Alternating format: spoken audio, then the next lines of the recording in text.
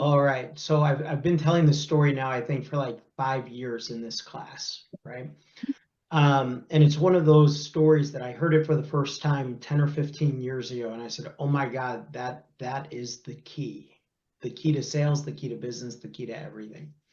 So back in the 1970s, before I was born, before any of us were born, actually, um, there weren't computers yet. No, you didn't really have computers, right?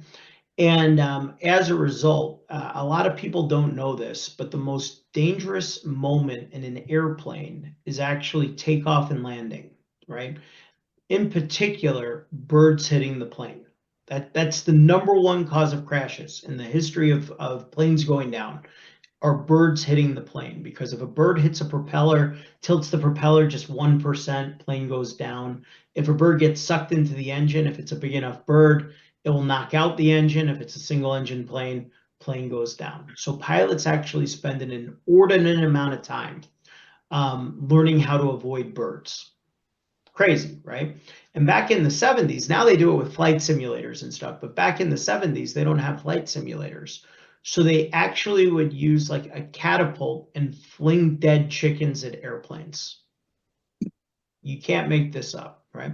So they would fling these dead chickens at airplanes. And in Europe and France, Airbus, who's the big, French airplane maker, Airbus, as they're known here, they're talking at a conference in Europe about this chicken catapult. And Rail France says, we would love to borrow one of these chicken catapults, because as our train goes, if the conductor hits the brakes too hard, luggage falls down, people fall down, it's a problem. And if they don't hit it, the bird hits the plane, it could go through the windshield, it could break the train, it could cause big problems. Crazy, right? By the way, I've read like 5 different places. 3 say that this story is 100% true, and the others say it's urban legend. It doesn't matter. We're going with it, right? So anyway, the conductor is doing this thing on the train. He's riding the train somewhere in rural France. In comes the first bird. 5, 4, 3, 2, 1. Bam! Right through the glass of the train. Right through the back of the conductor car of the train, through 3 walls of seats, and literally embeds itself midway up in the wall in this car. And everyone freaks the shit out. This bird broke the train.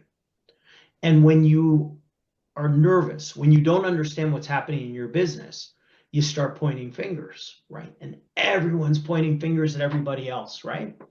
The procurement company, you bought a bad glass, you bought bad trains. The conductor, you were going too fast, you were reckless, right? All the engineers, it was constructed poorly, bad design. No one could figure out what happened. No one could figure out why this went the way that it did. So they send reams and reams and reams of research to Airbus to try to understand what happened. And a week later, they get a 1-page letter back. And that letter says, "Dear Sir or Madam, please defrost the chicken." Okay. Okay.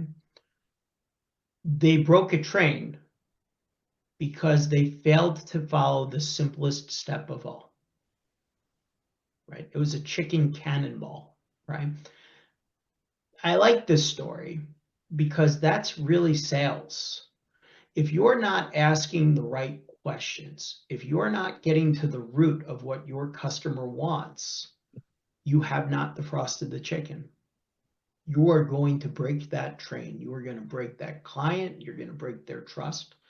When I worked at Procter & Gamble, I called on CVS. And when I got down there to Woonsocket, I was living in Boston. I was living, actually, you mentioned Andover. I was living in Reading, just a skosh south.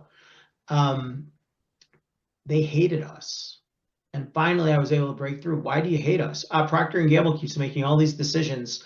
And every one of these decisions hurts our buyers from making their bonus. So I asked my company, why do we keep making these decisions? They're like, it's way easier for the customer to handle. I said, wow, right? We're making all of these decisions that we don't want to be making, thinking it's right for our customer. And in making those decisions, our customers not achieving their goals and not getting paid bonus. Didn't defrost the chicken, right? We get so obsessed with the close, we haven't followed the simplest things. Do you really know what your customer wants? Do you really know why they agreed to take the meeting with you? Or in the restaurant world, what their emotionality is as they sit down in front of you. You might be the only person they talk to that day in person, right? Defrost the chicken has to be the start of every sales process, right? Until you know what your customer wants and how you can add the most amount of value, you're worthless to them. So start with a little humbleness and a little indifference and ask some questions. You'd be amazed how easy it is to get people to open up. And when they open up and you bring back value-based solutions based specifically on what you heard, you're going to win more than you lose.